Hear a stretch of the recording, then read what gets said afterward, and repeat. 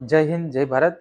9 December જે છે એને એસીબી ડે એટલે કે એન્ટી કરપ્શન બ્યુરો ડે દિવસ તરીકે ઓળખવામાં આવે છે। આપણને ખ્યાલ છે કે ભાઈ એસીબી શું કામ કરે, તો કે કોઈ જગ્યાએ ભ્રષ્ટાચાર થતો હોય તો એને રોકવાનું કામ પણ એસીબી નું છે।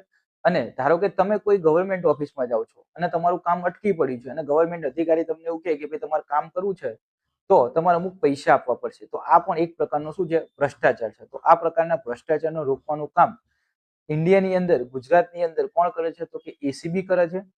થોડી વધારે વાત કરું ને તો તમે આમ જનરલી સાંભળ્યું હશે કે ભાઈ આ વ્યક્તિને નોટ આપીને, નોટ કેવી હતી તો કે પાવડર વાળી નોટ હતી એટલે કે એસીબી ના હાથે પકડાઈ ગયા।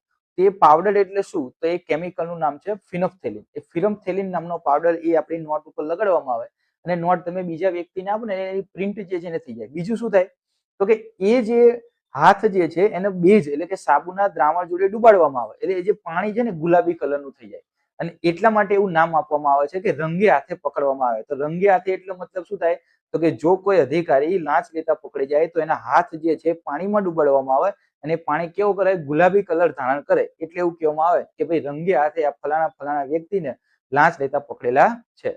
જય હિન્દ જય ભારત।